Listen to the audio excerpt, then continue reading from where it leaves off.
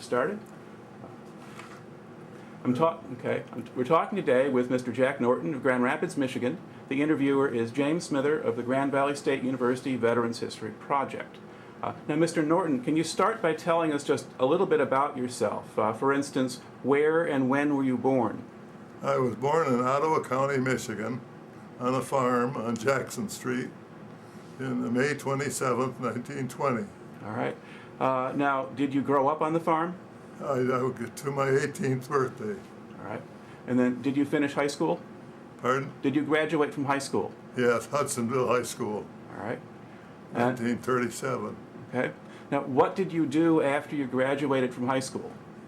Well, I was raised on a farm, of course, but after I graduated, I had a neighbor who flew airplanes. He was a car inspector from the C&O Railroad, but he also was a flyer, and he used to fly his plane over the farm, and I got interested in flying. So during the Depression, life was hard, and my dad made me take bookkeeping in high school so we could keep records of the farm, and I discovered we were losing money, and I didn't like it. So I decided to do something else. And Harley Sadler, the neighbor, got me a job at the Kent County Airport, working for Pennsylvania Airline. And so I went over there, and $5 a week. I lived in the hangar, had a bed in the upstairs section, and it was funnier than the dickens. But anyway, Tom Walsh was the manager of the airport, and when he left his office in the daytime, I was the only person left on the whole airport. So I'd sit in his desk, make believe I was the manager. And every once in a while, the phone would ring, and some guy in Chicago would say, we want to come into the airport. What can you do? I says, well, if you know where it is, buzz the field, and I'll turn the lights on. We can't afford to burn the lights unless you're here. So anyway, that's what we did, and they come in and landed. And, now you didn't stay there too long, though. No, I didn't stay there. The reason I quit, I stayed there about at least 9 months. But they come in, they had Boeing 247Ds airliners, 10 passenger, flew from Detroit through Grand Rapids across the lake to Milwaukee. And they come in one day and they hit rough air over Lake Michigan. So everybody threw up. And I opened the door to the cabin, and the smell pretty near knocked me out. So I told my boss, I said, I'm not going to clean out that mess. And so I quit. Then I had to do something else. So I thought, well, I guess I'll try to get in the Navy. All right. Now, why did you think of the Navy instead of the Army or the... Well, I put them in order. Navy, Marines, Army. And I wanted to see the world, you know. Well, anyway, so I went to the recruiting station in Grand Rapids, walked 14 miles to get there, and they interviewed me and give me a temporary physical, you know, but it took from early in the spring of '38 till October, and 5 physical exams before they would let me in the Navy. It was 110,000 men applied, and 10,000 of us got in. Now, after you were accepted then, where did you go for training? Newport, Rhode Island. That was the home of the War College, right? U.S. Navy War College. And at the time I enlisted, the original term was 4 years. Now it's 6 years. But they did their best to get rid of you. And that is what it appeared like. You know, they did everything they could to discourage you, and so they had demerits. Everything you did wrong, you got so many demerits. 500 demerits, you were on the way home. Mm-hmm. See? But I survived. I think I ended up with 84 or something like that. All right. Now, what kind of actual training did you do? Well, rifle, marching on, and obeying, you know. So you had to learn to obey orders and follow the rules? Incidentally, our rifles did not have any bluing on them. They had to be oiled every night, and then the oil taken off in the morning. And then in the wintertime, we lined up in the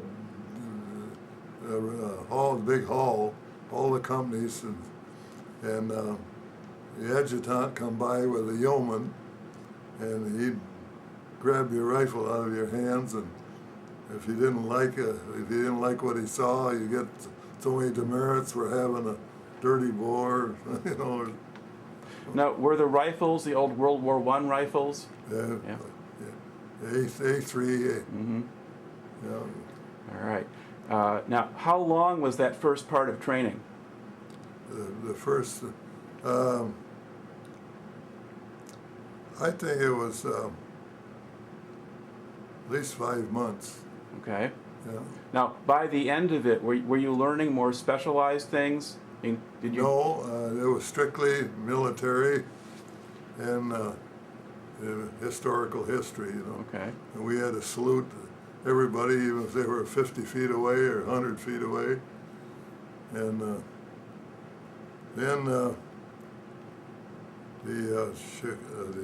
New York World's Fair was coming up, and I found out to my disgust that I was supposed to, because I was 6 foot 4 inches tall, I was supposed to be a standard bearer at the World's Fair. But I asked him what happened then afterward. Well, you become a seaman first class. I said, I don't want to be a seaman. I want to be in the engine rooms of ships. So they passed me over and sent me down to Norfolk, Virginia, to go through machinist mate school. Okay. Now, why did you want machinist mate school? Why? Because I liked machinery, Okay. and I was interested in ship propulsion and things like that. All right. When you were working at the airport, did you work on airplanes or help with airplane engines? Only the Pennsylvania airline had a hangar there that they didn't use unless the weather was so bad they couldn't go beyond it. So then they rented it out to private owners in the meantime. Mm-hmm. So I would help them sometimes, you know, like they would overhaul a radial engine and they needed somebody to run it in. Mm-hmm. So they'd put a stub propeller on it and hire me to sit in it and with a list, so many RPM for so long, and increase it and things like that. Yeah. Okay. So you get in, and you're getting machinist training. What did that consist of? What kind of training were they giving you then for the machines? It was very diversified. I don't have my workbook here. I'd like to show it to you, but it included everything: sheet metal work, lathe, milling machine, all kinds of stuff. See. But what I didn't know was, when I got on a ship, I would be put in the auxiliary gang that handled everything except the main propulsion, like anchor windlass, steering engine, and fire billies and things like that, and then the workshop and the machine shop. Yeah, very interesting. All right. Now, after you completed your machinist training, at that point, do you go to sea, or do you have something else to do? The what? What do you do after machinist training? After the machinist training? Well, when I graduated, I had a choice of either going in the Atlantic Fleet or the Pacific. And I chose the Pacific because they gave you 30 days to get over there to San Diego. Mm-hmm. So I chose that. And when I got over to San Diego, the British wanted some of the old four-stackers Mm-hmm. to borrow them. Right. So they put me in a work gang, taking the destroyers out of mothballs and making them so they could leave San Diego and go up to Mare Island Navy Yard in San Francisco Bay. See? Well, they handed you a pair of wrenches, putting boiler casings on, bolts about 1.5 inches apart all around the thing. If you dropped a wrench, you couldn't go down and get it. They had a guy there to hand you another one. They wanted them that bad. We had to work sharp, 8 o'clock sharp to 12 noon, not 1 second long. They had a guy at the chow line. If you were in that line 1 second before noon, bingo, on report. So I got sick of that. I spent 79 days there. And I finally, one noon, I went to the yeoman's office and I said, what have I got to do to get out of this hellhole? And he said, volunteer for the Asiatic Fleet. So I said, put me on it. And a few days later, I was in my bunk sleeping. The guy shook me. Hey, you Norton? Yeah. He says, get up. He said, the USS Henderson is down to Broadway Dock. And you're going on it to the Asiatic Fleet. Get up and pack up your sea bag and hammock and get ready to go. All right. Now, what kind of ship was the Henderson? That was a transport, a World War I relic. Okay. That sailed from Maine down the coast through the canal up the west coast, across to Honolulu, Guam, and up the coast of any place where they had U.S. personnel that they had to replace or pick up. So it would take people from the U.S. to wherever the ships were or the naval bases overseas, and so you'd be dropped off someplace. Okay. Yeah. Well, had you ever been on the ocean before? On what? Had you ever been on the ocean before? Oh, no. No, so I got sick. That was awful. They put me on duty cleaning the toilets in the stern of the ship, row of portholes, and you look out the porthole 1 minute and you see ocean. The next minute you see sky. And then the smell of the urine and stuff in there just to open the water running through a trough with a bunch of seats on it. Right. I couldn't take it. So I got sick and went and crawled in a bunker and went to sleep. Okay. Now, how long did it take you to get your sea legs? Oh boy. Must have took me pretty close to 2 months. We had to go up the coast of California, pick up people at San Francisco, and then further north. But then the first stop was Honolulu. And then I think the next one was Guam. Guam doesn't have a harbor. You have to anchor out and go in with boats. And then from there we went to Manila Bay in the Philippines. All right. Now, did you get to go on shore at these places? Yeah. Okay. And what impression did you have of them? Well, what was Manila like before the war? Manila? Yeah. A beautiful city. Absolutely. I got pictures of it. The smell was bad because they had horse-drawn carriages, carretellas and carametas, and therefore the horses' droppings. Right.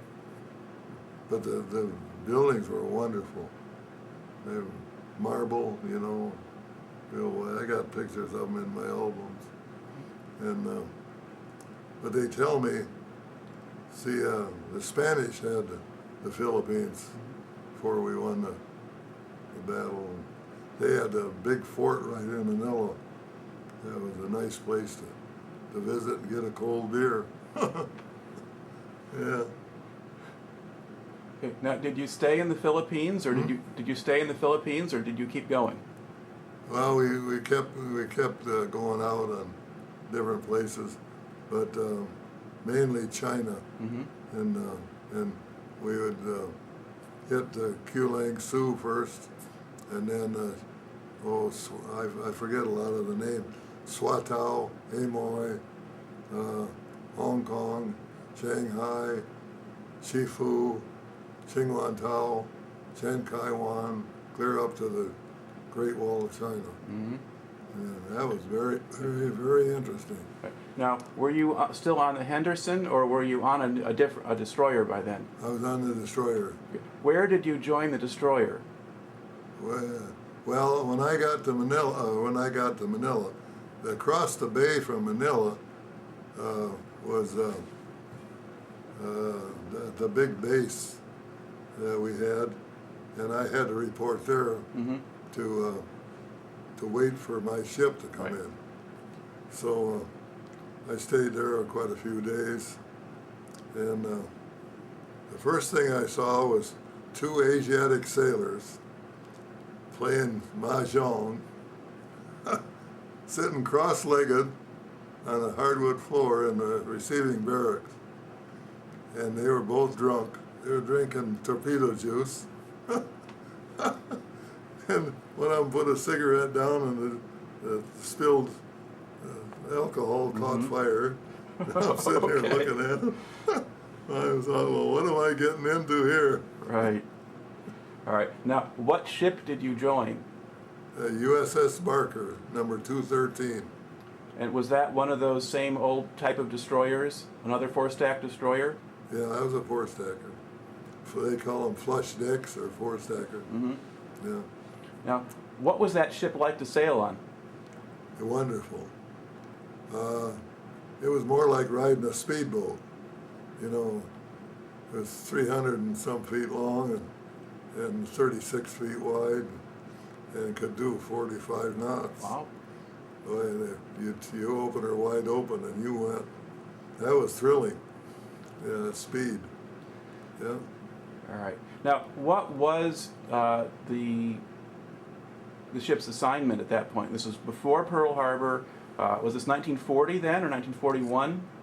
When I hit Pearl Harbor? No, when you got to, when you joined the destroyer's crew in the Philippines. When was that? When was it? Yeah. It was the 1st of January, 1940. Okay. So you basically have almost 2 years before Pearl Harbor then? Yeah. Okay.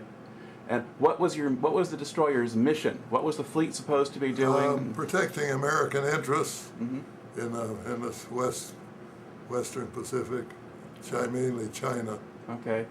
And who or what were you protecting them against? Well, was there any threat to them? Were you worried about the Japanese at that point? Or? Well, the Japanese occupied the coast of China, and we had to be careful of them.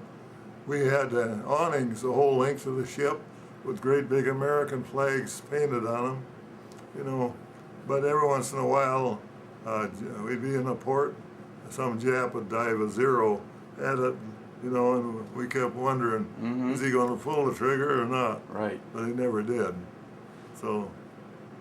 Now, did you get to go ashore in China?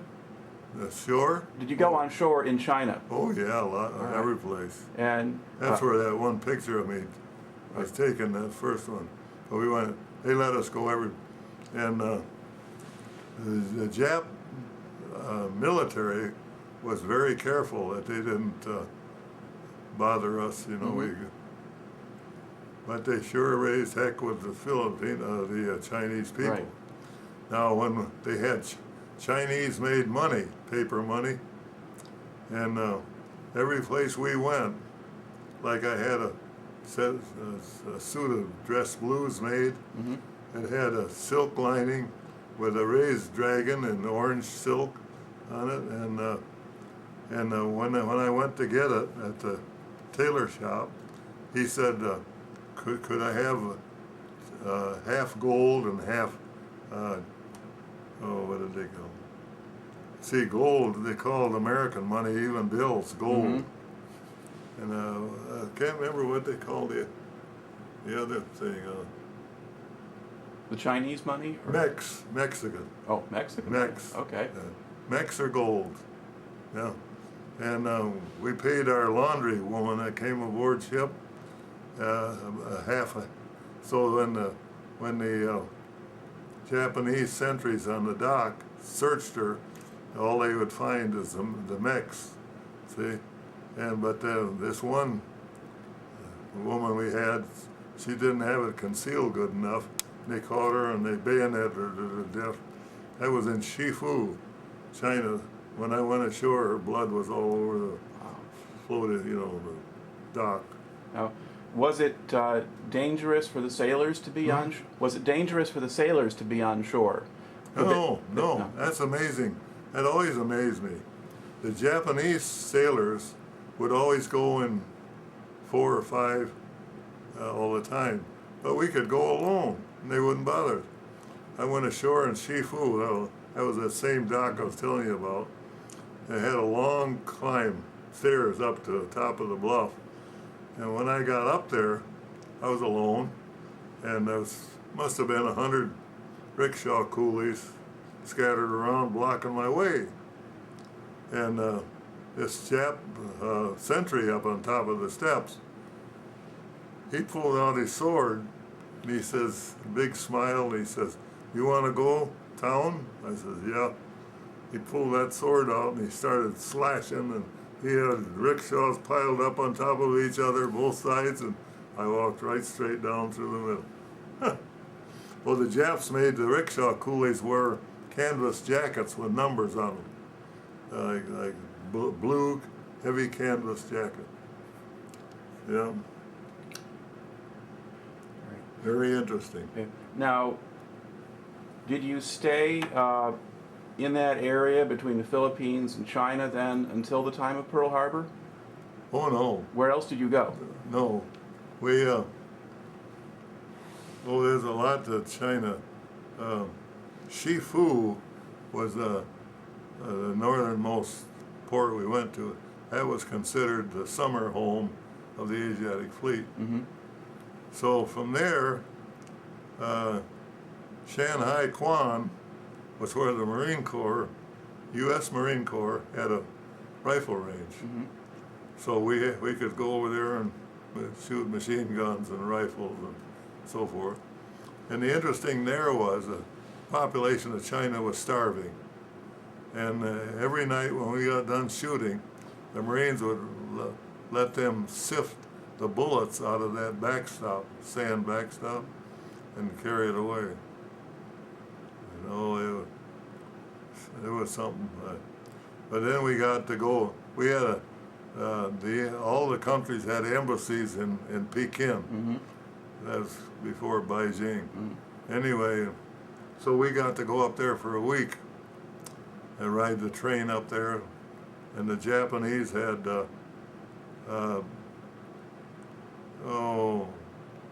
guards all along the railroad, within sight of each other, all the way from Shifu to Pekin.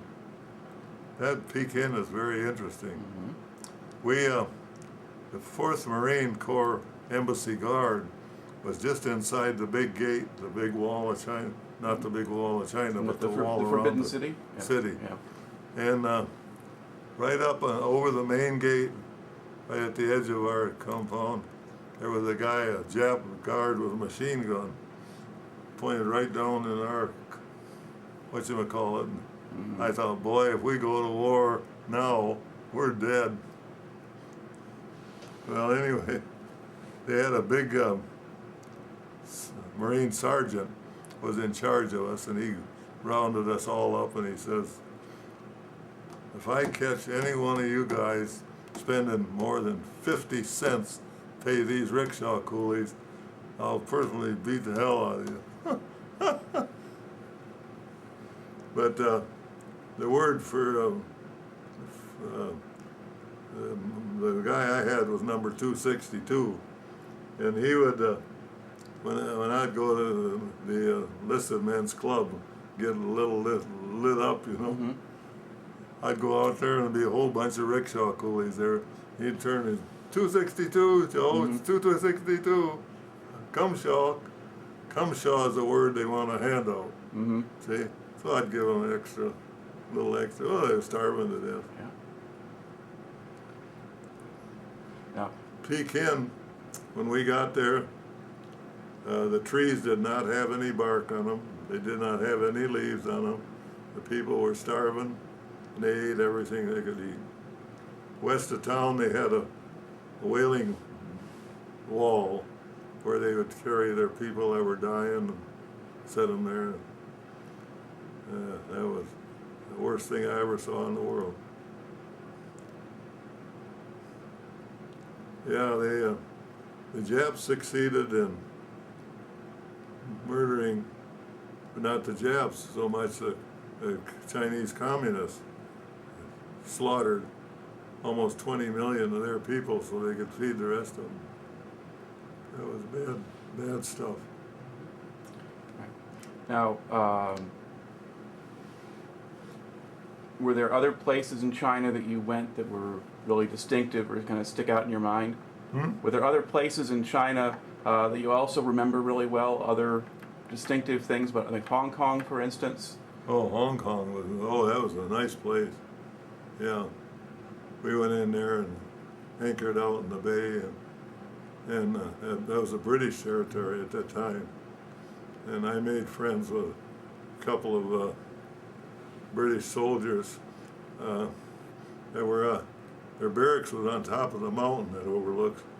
And boy, I was amazed at the way they lived. Mm-hmm. Hard boards to lay on and one blanket. And the cops in Hong Kong were from India, Sikhs. Mm-hmm. And that was very interesting. And I could tell you a lot of other stories too. I've seen prostitutes, 10, 11, 12 years old, 200 or 300 of them around Nagasaki Joe's nightclub. Can't believe it. Still haunts me when I think of it. And was that in Hong Kong? Hmm? Was that in Hong Kong? Yeah, in Hong Kong. Okay, and that was a place that might have been better off economically than the Chinese ports that were controlled by the Japanese. It was. But even there, you have that kind of thing going on. Yeah. Yeah. Okay. Now, did you get down into Indochina or places farther south? Indochina. Well, what do you mean by Indochina? Well, what's now Vietnam? Did you get down that far? Well, of course, Vietnam wasn't going when I was in there. No. But you went to Haiphong? Yeah. Okay. And what was there? Well, just a typical. That was run by the boy. Well, the French were down there. French, yeah. But French. I wasn't impressed. See, a lot of them places we just went into one day or one, and that was one of. But in Haiphong, didn't you have a rowing contest there or something? You had the picture of the cup. We and all had that? that at different places. Okay. But the French were the ones that donated the cup. Mm-hmm. Okay, so that's why it was called the We Haiphong might have Cup. a race up in Manila. Oh, okay. Of course, other ships, and All right. I was the tallest one on the crew, so I had to go up in the bow where you put the oar in, because most of the guys couldn't reach the water with the guy in the bow oar. All right. Yeah. Okay. Now, you're with the Pacific Fleet for almost 2 years before Pearl Harbor happens. Now, as you got into 1941, did you start thinking that we're going to get into a war? Did it did things just stay the same? No, I didn't think they were going to start a war. Okay.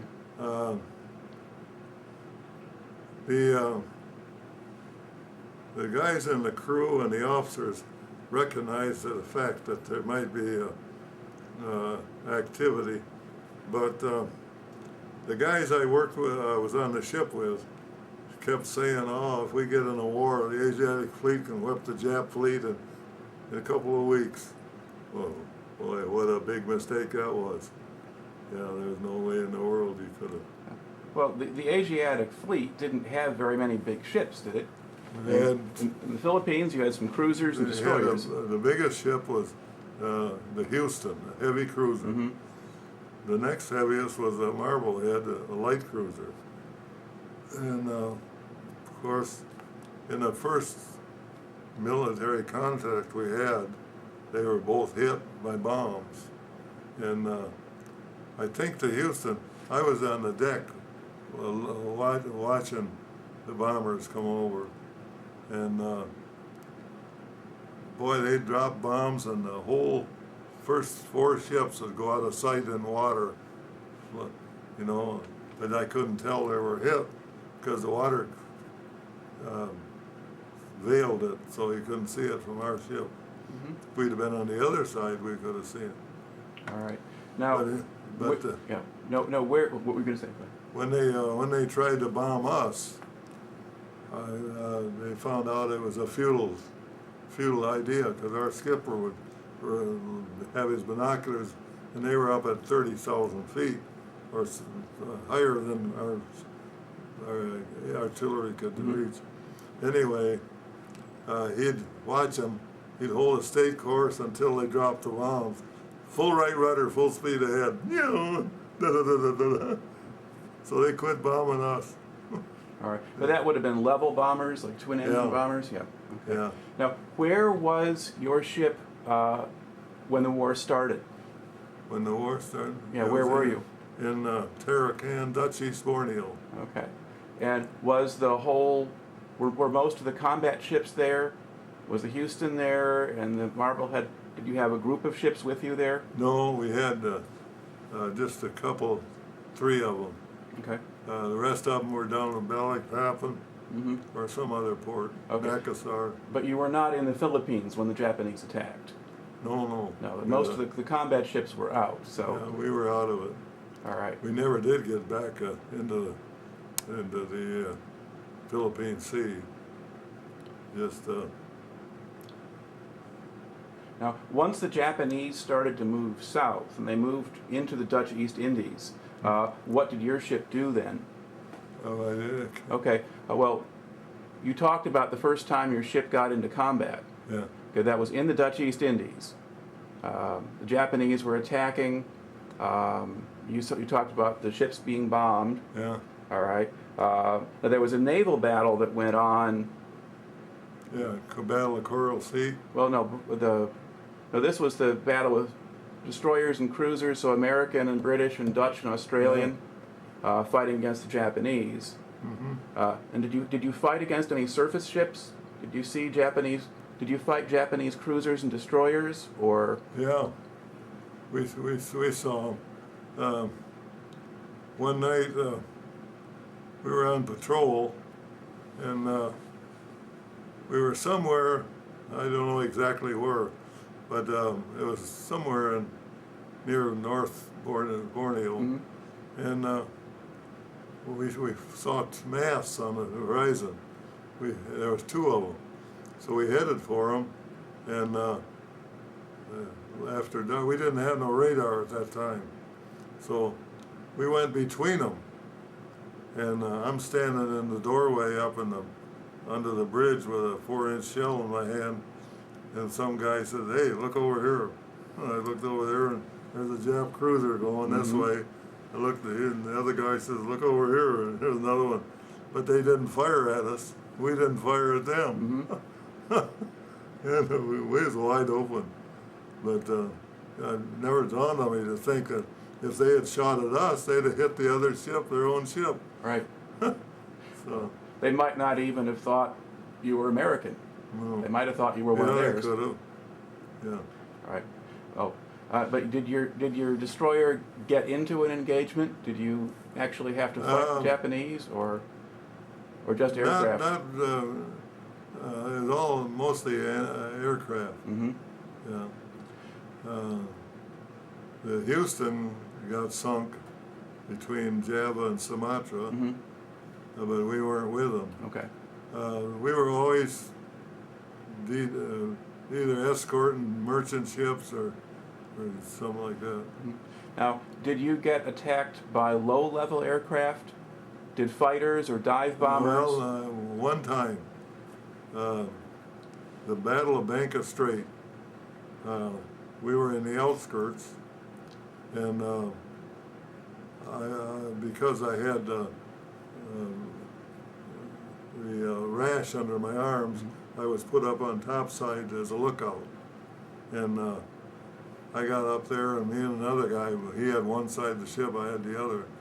And a Zero came out of the clouds right straight at me, and I thought, oh boy, here I go. Mm-hmm. But he never fired a gun. I don't know if he was out of ammunition or what, but I thought, oh, that's the closest I came to getting killed, I think. Okay. Now, eventually, the Japanese take over the East Indies. They chase the Dutch and everyone else out. Where did you go after the Dutch East Indies? Australia. Australia. All right. Did you ever hear of the Langley? Yes. Our first aircraft carrier? Mm-hmm. She got sunk. Right. We had 40 P-40s on the flight deal, and the Japanese got her just south of Java. Mm-hmm. And we were taking oil from her one day, and all of a sudden they were south of Java, and they said, Japanese plane up above. So they cut the hoses, putting oil in us, Mm-hmm. and we scattered. And finally one of the officers says, hey, that's a star, that's the Venus. Mm-hmm. And it was. Meantime, we had oil all over the ship. All right. Yeah. Now, where did you go in Australia? Did you go? Where in Australia did you go? Did you go to Darwin or somewhere the else? first place was Port Darwin. Yeah, that's where they got the USS Perry. And when they hit the Perry, she was in the channel coming out of the harbor. And we got a guy off of there named Gordon. He had been the wheelsman. And then when the bomb hit, it blew him and the wheel into the bay, into the channel. And when he come to, he was on the bottom, and he let go and went to the top, but his eardrums were blowed out. Mm-hmm. He couldn't hear. We called him Punchy Gordon because he couldn't hear nothing. Yeah. All right. Now, where did you go from there? From there, we went down the west coast of Australia. If you look at the map, you'll see, or you get a good map, you'll see the Exmouth Gulf. That's where we stopped the first time. And then there was nothing there, no city, no. Right. We just anchored in the bay and full of sharks. We caught sharks, ate them, and then we went down to Perth, West Australia, and stayed there till the Queen Mary came in with the guys from North Australians and New Zealanders from North Africa. Yeah. They come in, and we had to escort them outside the line. It was so rough that we couldn't make any time. Mm-hmm. They blinked us and says, "Go on back to port. We don't need you." Brrr, they opened her up and away they went. Fremantle was the port. Right. That's where I saw the crew of a Dutch freighter mutinied, and I was in the forward engine room at the time, and I came up out of the hatch, and this guy was coming across. We were tied. They had limited facilities, so we had to tie up outside another ship, tie up to them. Mm-hmm. And I saw this guy come across that ship. He tried to get across the gangway to our ship, and the officer of the deck pulled out a pistol and stuck in his belly. He turned around, he ran up the ladder to the bridge of the merchant ship, and a Australian Marine, bing, right through the back, killed him. Now, how long were you based in Australia? Quite a while. When we left there, we went around the south coast, and that was a smooth seas, but they were so huge that we had 4 destroyers, and you couldn't see the one in the trough ahead of you. And I just prayed that we didn't have to turn around and go back to Fremantle, but we didn't. Couldn't speed up, couldn't slow down. Bows in one way, stern in another. It was rough. Okay. Then we went over to Melbourne and tied up there for a while. That was a nice Liberty port. Then went up to Sydney, and well, on the way we stopped at Adelaide too. Yeah. Okay. Now, do you remember about when that was? Is that in? Are you in still in 1942? Were you in 43 yet? It was 42. Okay. Now, from there, did you get involved? Did you get involved in any combat from there, or did you just go back to the States? No, mostly convoy duty, protecting merchant ships. Well, the destroyer's main function was anti-sub. You know, so that's what we did. Most of all was. Oh, were Japanese submarines a problem? Were there a lot of them? Not to us, they weren't. They had a lot of big convoys. Made a lot of.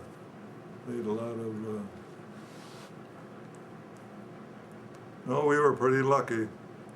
We had like after a typhoon, we'd have to go out and sink mines that came loose. We'd fire at them, blow them up.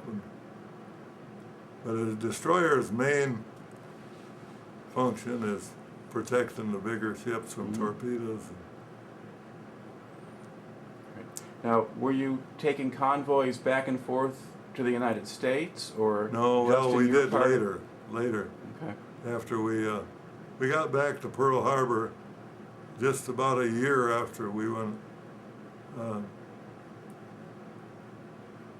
Maybe it was 2 years. 2 years, rather. And then they put us on the Pineapple Run between Honolulu and Frisco, and but we got credit for sinking later on. Later on, we went through canal into the Atlantic. And we got credit for sinking 2 subs. So German subs then? Yeah. Do you remember? The only way you could get credit for them was to get a living prisoner. So we were operating there with one of the baby carriers, the Core, C-O-R-E, four stackers and the 18 plane, and they were very effective against the German submarines. Yeah. Okay. Now, then, did you come back and then get assigned to a new ship after that? Yeah, well, I made a few trips across the Atlantic. Okay. Oh, incidentally, one of the interesting things was the French had the world's largest submarine, the Surcouf, S-U-R-C-O-U-F. Right. You familiar with it? Yeah. Okay. We escorted her from New London, Connecticut, to Casablanca. And she could only go so fast, submerged. All day long they'd be submerged, and we just poke along. one destroyer with that darn Surcouf. And that sub had a hangar behind the conning tower with a plane in it with folding wings. And they also had 6-inch guns on a submarine, 2 of them. Man, oh Friday. I never seen and not only that, but half their crew was Vichy and half was Free French. And they had a guard, they were afraid that the Vichy would take them over. See, so we'd poke along all day, and at night we'd come up and they'd charge the batteries, and we'd go like the devil. And then we made another trip with from Martinique in the Caribbean. There was an aircraft carrier in there, Bern, B-E-R-N-E. We took that to Casablanca too. One ship, one carrier. Well, as you get into the second half of 1943, there are fewer German submarines than there used to be. What? After about May of 43, there aren't as many German submarines out there. Oh man, there was a lot of them. But you were still getting them? Oh God, there was hundreds of them. Yeah. But they weren't sinking as many ships. They were not sinking as many ships as they did before that. Because they had good air patrols and these hunter-killer groups. Right. They had a half a dozen of Right. them. Yeah. We went into, did you ever hear of Horta in the Azores Island? That was, belonged to Portugal, and they were free. Right.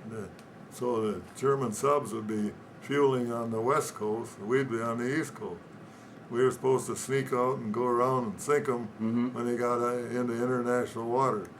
Well, we never could get them. I don't know how they got away, but we never got one there. Yeah. Now, were you still on your original ship when you were doing this? You're still on the destroyer at that point? Still on destroyer, yeah. Okay. I was one of 5 guys that went on it, had been to sea before. Yeah. So we got on there, and none of us were chiefs, we were all first class. So we asked the executive officer, well, where's the chiefs? Oh, we haven't got any. I said, well, can we move into the chief's quarters? Sure, go ahead. So we did. Now, and, was this on the destroyer or the destroyer? Was this on the destroyer escort? Or? Destroyer escort. Okay. Now, when did you start on the destroyer escort? 43. Okay, so. Well, they sent me to school. They had a new ship propulsion. Syracuse, New York. Okay. The company, they made these there, the propulsion there, and we crammed, had 6 months schooling into 1 month. Wow. Boy, oh boy. And then we were selected to go on the ships with that propulsion, turbo-electric propulsion. So you were becoming part of the crew for the ship even before it was commissioned? Right. Did you join the ship even before it was commissioned then? Oh yeah, I was there before they laid the keel. I went in, I was ordered to report to the Kenyon, Quincy, Massachusetts. So I went over there and went in, every shipyard had an office building with the name of the ship on the door, glass door. So I went over there and I couldn't find nothing about the Henry R. Kenyon. So I went down to the main desk and I said, well, where's the Henry R. Kenyon's office? Well, says they're going to start laying the keel tomorrow. And the next day a guy showed up and put the name on the door. But I had to go over to what do they call them? Over in the next town south of Boston. A barracks to get a bunk. See? So then I kept going back every day to the shipyard. Finally, a yeoman showed up. And I said, have you got my record? He says, your record? Who are you? I says, well, you haven't got my record? I says, well, hey, how about giving me some leave so I can go home? He said, okay. So he wrote me some leave, and I hopped on the train, went home, stayed 10 days, went back, and still no ship. I says, how about again? And he said, okay, went back again. I think I made 3 trips. And I said, are you going to put this in my record? He says, I don't have your record. So I said, well, are you going to when you get it? Oh, no, not necessarily. So I got all that for nothing. Right. Now, at what point did you actually have something to do? Something to do? Yeah, when did you have something to do then? Well, I went down there every day. Took 30 days to launch the, after The they hull, laid the yeah, keel yeah. built. And then it took another 30 days to put her into commission. And then by that time, the guys were showing up to man it. And we were told to go to Bermuda, shakedown cruise. Mm-hmm. Well, some of the guys, some of the officers on the ship were rich guys. Mm-hmm. They didn't want to go to sea. And the engineering officer was from Kalamazoo. And he wanted me to make every inspection that was in the manual about propulsion of ships. Mm-hmm. And I says, I can't do it. I says, I'm a first-class machinist. I don't have a single man qualified to work with me. I can't do it. He said, well, we want to stay in port here in the United States. I said, well, I'm sorry, but there's nothing wrong. Incidentally, it was my job to test everything on the ship. See? Well, when I come to the pumping the bilges, you had a cross-connected system for the 2 firemen, the 2 fire rooms, and the 2 engine rooms. I started them up, and they couldn't pump. So I had to locate the trouble. It was in a manifold about that long. When they put it in backwards. Oh. So when you were trying to pump, we were closing the valves instead of holding them open. So I had to take them out and put them in. But that was a wonderful propulsion. Boy, that was really nice. Clean as. Well, anyway, when I was on the Barker, the engineering officer come up and he said, I've got to send one of you guys, he to call me in another first class, says I got to send one of you guys to new construction, diesel powered and one to steam powered. Mm-hmm. So he says to me, you're a senior, what do you want? I said, well, I don't really care. So I said, let him get his choice. He picked the diesel, the best thing that could have happened to me. Because I went to visit his ship one day, and that engine room was filthy. Had oil and dust on top of all the air ducts and everything. You could have ate off of any part of the ship I had. You keep it clean as a day. Well, what was it that made your ship easier to keep clean? Well, was it just a different fuel you used, or what made your ship cleaner? What? Why was your ship cleaner? Clean it? Why was your ship cleaner than a diesel ship?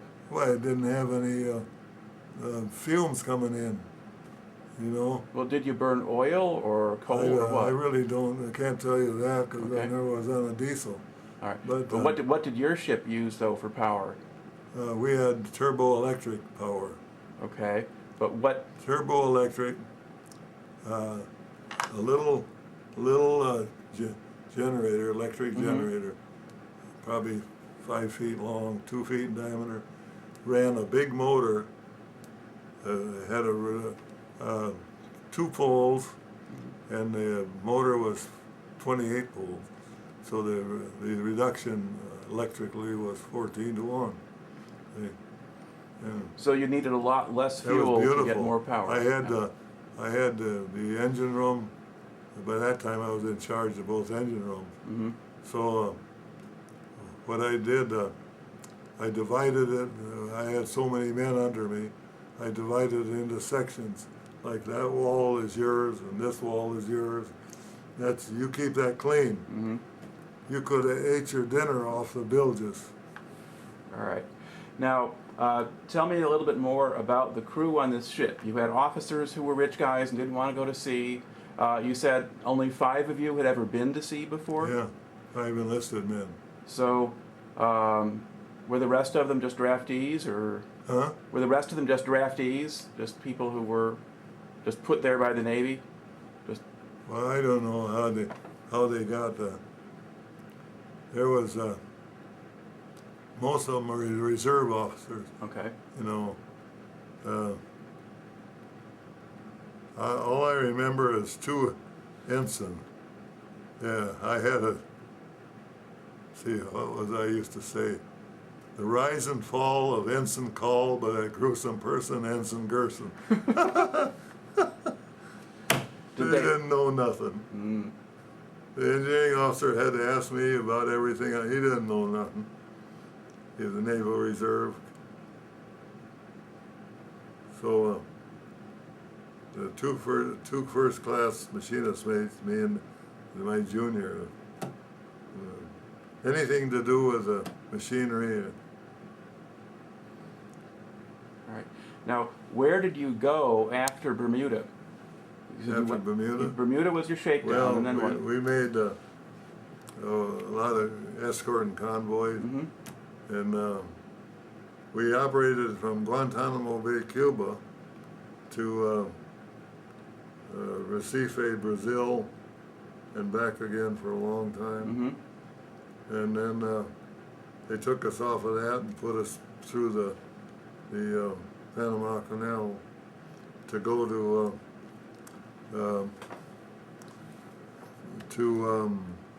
Bora Bora. And well, the engineering officer, he didn't know nothing. He says to me, he said, we have got to go from the Galapagos Islands to Bora Bora. I don't know how to do it. You got to tell me how fast we can go without running out of fuel before we. That's a long way. Yeah, yeah. And so I said, okay. So I got the oil king. The oil king is the guy that measures the depth of the oil. I told him, make sure there ain't one damn drop of water in any of the fuel tanks. You know, want solid fuel all the way. So he did. And you know, to do that, you got what they call a thief sample. It's a container. It's got a valve in the bottom. That valve stays closed until you drop the lead line in, and when it hits the bottom, it opens up, so you can pull it up and tell what's in the oil or water. See, so, and make damn sure it's all oil. So he did, and luckily we got into Bora Bora. There was a U.S. Navy oil supply there. Right. Yeah. Boy, that was. Now, where did you go after that? Manus in the Admiralty. Did you ever hear of Manus in the Admiralty? Yeah. Then from there we went to New Zealand and Hollandia. It's New Guinea. Huh? Hollandia is in New Guinea, right? New Guinea? Hollandia, New Guinea? Yeah, Yeah. Hollandia, New Guinea. Right. MacArthur had a house up on the. You knew about that too? Yeah. Sorry. They called him Dugout Doug. Oh boy. Now, Yeah. did you continue on convoy duty through the rest of the war, or did you? Most of it, yeah. Well, either hunting submarines, sinking mines. We never were part of a fleet. Right. We operated independently. Yeah. There was something fishy about that. Some higher up, was looking out for these officers on our ship. One of them was, a place in New York that sells Pierce, Fenner, Lynch, Pierce, Fenner. Merrill Lynch? Merrill Lynch. The executive officer was Lynch. Oh. Oh man, we went to Manus in the Admiralty. We had a paint locker up in the bow of the ship. They had it full of alcohol, good liquor. And old Mr. Lynch told me, he said, any of you guys want a job when you get out of the war, come and see me in New York, Wall Street. Mm-hmm. You'll have a job. That was something. All right. Now, did you ever run into Japanese submarines? Well, we never, we depth charged a lot of submarines, but even if they saw stuff floating up, they wouldn't give you credit because they said, well, they could have fired them out of a torpedo tube. Right. Even dead bodies. If you get it, you got to get a live one to get credit. Yeah. That's hard to do out of a submarine underwater. Yeah. Yeah. Did you have any trouble with air attacks later on, or What? aircraft? Did Japanese airplanes attack the Kenyon, or No, we didn't. They wouldn't. We only went into Okinawa. That's another thing. Our skipper was a. okay. The tape here is about out. Okinawa? Yeah. We were sent out of the Philippines to go to Okinawa. And we went into Buckner Bay. And we tied up there. And my captain did something that I never heard of before. I was a chief petty officer, a machinist mate, and they're not supposed to stand deck watches. They put me on officer of the deck watch. I said, hey, I'm not a commissioned officer. He said, I don't care, you're an officer of the deck. So every night at midnight to 8 o'clock in the morning, I had to stand that watch. And then one night, a bunch of kamakazes were coming, and the other ships in the harbor were going to general quarters, you know, woo, woo, woo, woo. Anyway, I called the skipper, and before that, I called him. I said, he says, well, what are the other ships doing? He says, nothing. And then he said, well, call me. So pretty quick, I heard him go to general quarters. I called him and I said, hey, other ships are going to general quarters. He said, sound general quarters and go to your quarter station. I'll be right up.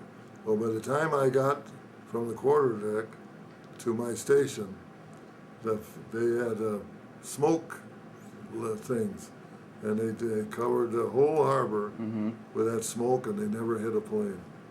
They was hitting them out in the ocean, sinking them, you know, the guys that were patrols.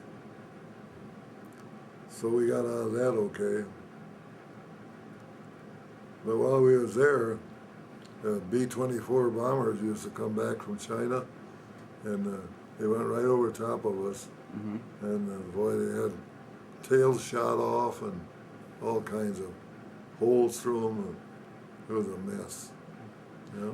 All right. Now, by then the Americans were back in the Philippines again. So did you get to see Manila after the Japanese had been there? Yeah. And what was it? What condition was it in when you saw it again? It was just ruined, absolutely ruined. All them beautiful federal buildings were, just wiped out. You know. And I don't know why in the world they had to do that, because that was a beautiful city. It didn't smell very good, but it was a beautiful. Right. Yeah. So. See, I learned to fly in the Philippines, and Pappy Gunn, this guy here, he taught me how to fly. Well, in the war, he had a wife and 2 daughters, and when the war started, why in the devil he didn't get out of there when he had a chance? But anyway, they commandeered the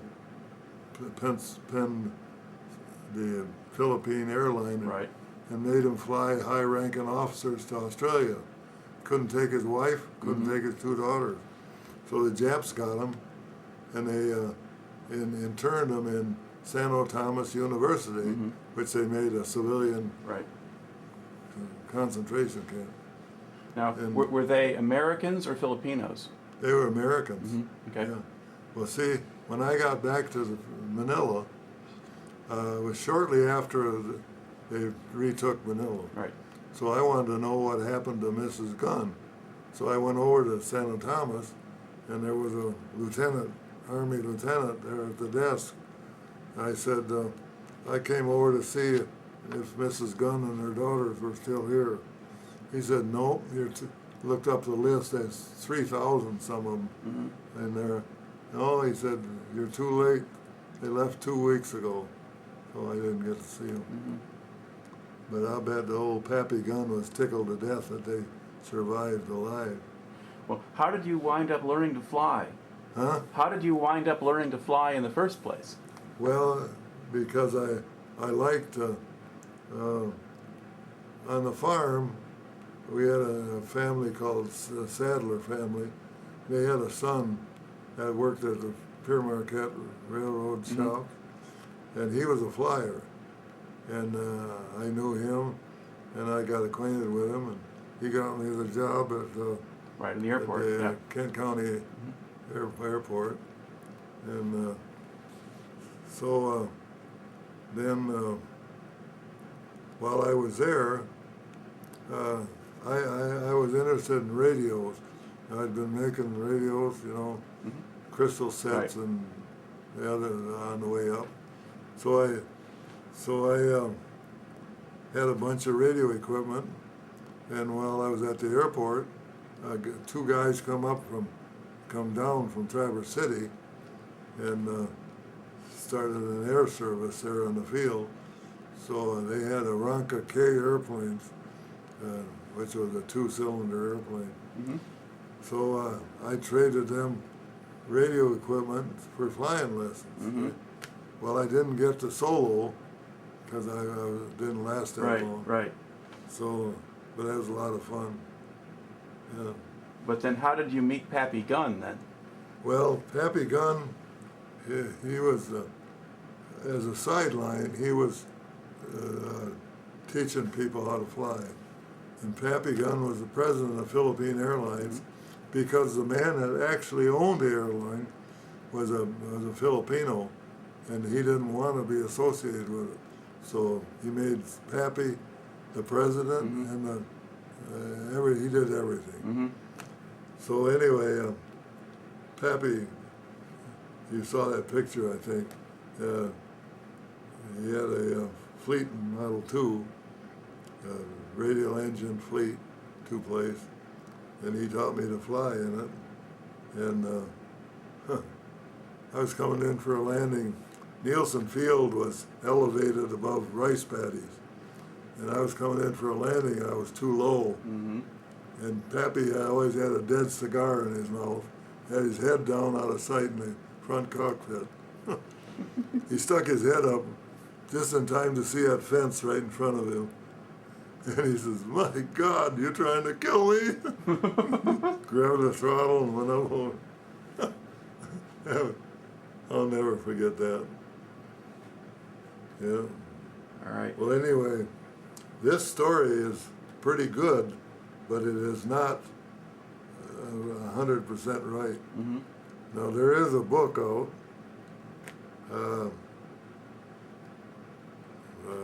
Can't think of the name.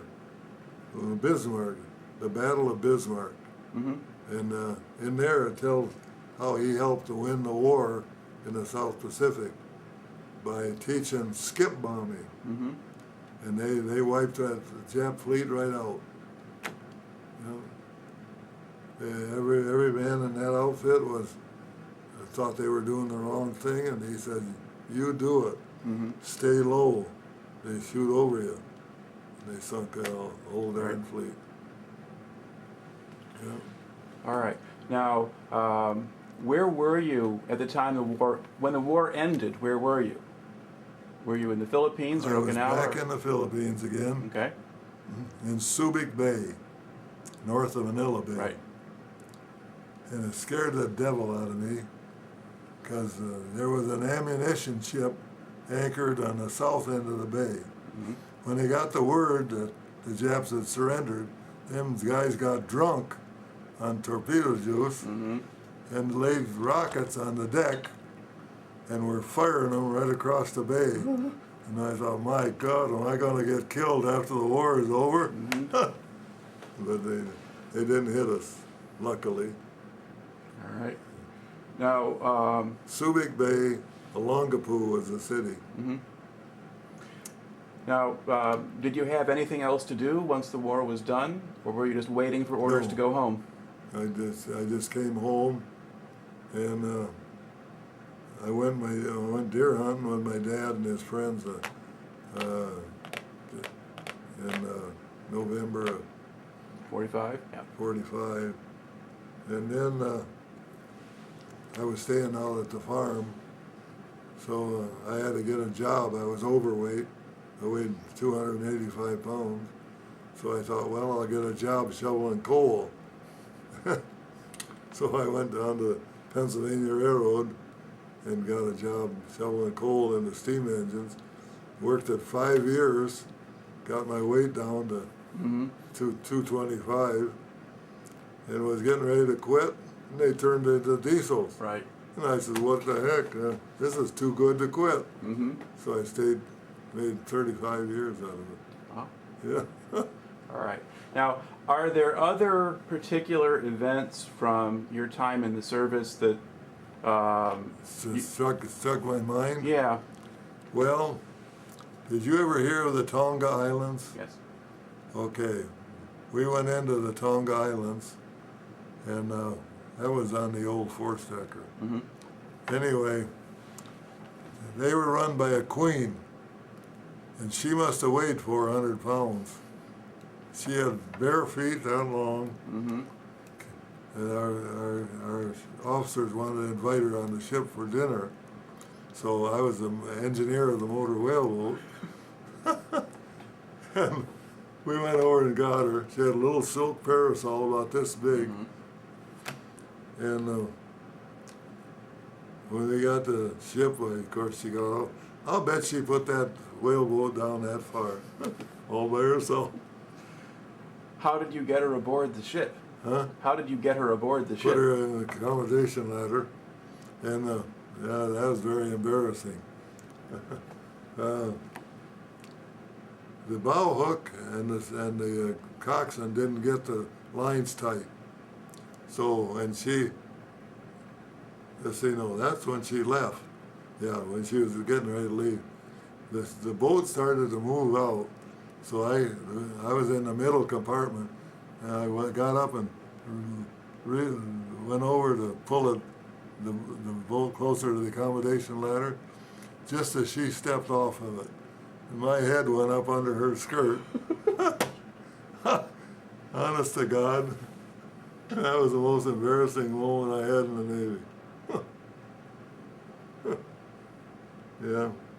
Well, and then when I got home, I saw that she had passed away quite a few years later, and her son took over as the king of the Tonga Island.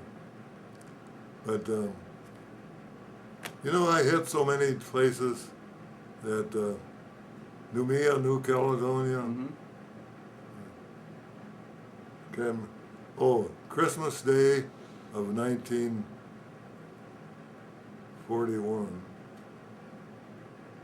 I was on Wawarada Bay, Sumbaila Island. Sumbaila. That's east of Bali. And we were the only ship in the harbor, Sumbawa Bay, and we were just getting ready to eat Christmas dinner, and a big four-motored bomber come across the mountains.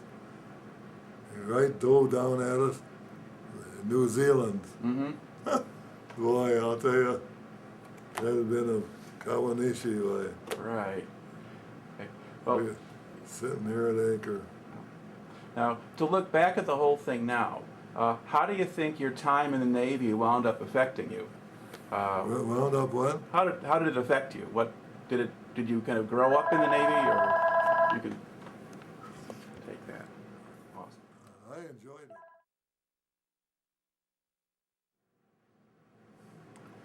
I enjoyed the Navy, even the wartime.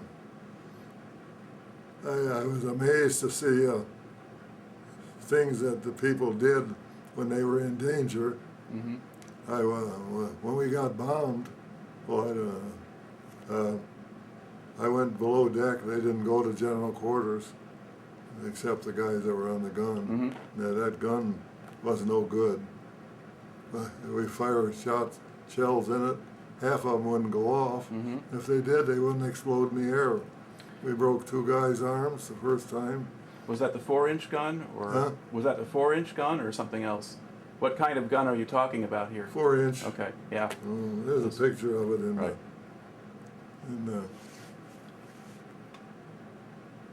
Yeah. But as opposed to a 20 millimeter or a 40 millimeter or something like that, whether the 3-inch, yeah. a little short one. Mm-hmm. That's what they used to, World War I used to think was an anti-aircraft gun, I guess. Yeah. Well, Anyway, so you were saying you saw what guys would do when they were in trouble, or I wish. I don't know if there's a picture of that gun in here or not. I think there is.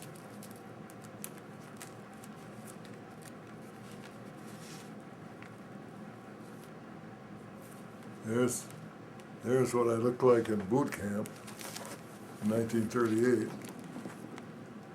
there we go. Some kind of focus, anyway. Did you see it? See somebody anyway.